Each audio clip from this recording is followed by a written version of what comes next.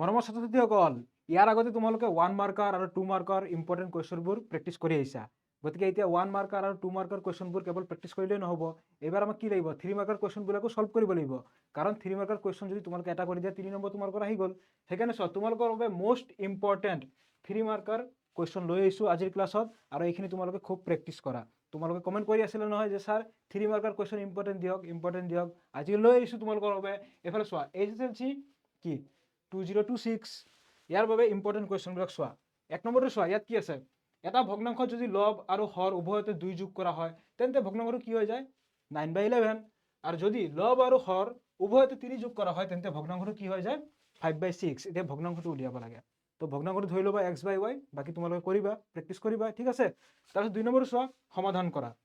এতিয়া চোৱা, তোমালোকে মোক বহুতে ক'বা যে ছাৰ আপুনি কুৱেশ্যন কেইটা দিছে ইয়াৰে সমাধান দিয়া নাই, আমি যদি নোৱাৰোঁ তেতিয়া কি কৰিম? এতিয়া চোৱা, তোমালোকৰ কাৰণে চোৱা, আমি যে ইনষ্টাগ্ৰামত যে ৰিলচবিলাক দি আছোঁ, তাতে যে কুৱেশ্যনে নাই যে তোমালোকৰ কাৰণে মষ্ট ইম্পৰ্টেণ্ট MCQৰে হওক বা 1 মাৰ্কৰে হওক বা 2 মাৰ্কৰে হওক, তোমালোকৰ বাবে কমন PDF এটা বনাইছোঁ, তাতে তোমালোকৰ সলিউশ্যন দিয়া থাকে, ঠিক আছে? তোমালোকে এইখিনি প্ৰথমতে প্ৰেক্টিছ কৰা।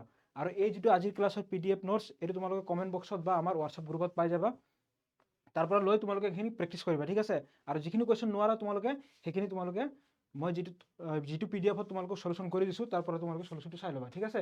এইফালে কুৱেশ্যনবিলাক চাই লোৱা, কাৰণ কুৱেশ্যনবিলাক পঢ়ি গ'লেও দীঘলীয়া হৈ যাব, ভিডিঅ'টো বহুত দীঘলীয়া হৈ যাব, ঠিক আছে? কুৱেশ্যনটো মই পঢ়ি নিদিওঁ বাৰু। এইফালে কুৱেশ্যনবিলাক চাই যোৱা। Question number 7, question number 8, question number 9, question number 10, কিমানটা বা কুৱেশ্যন লৈছোঁ চাওঁ।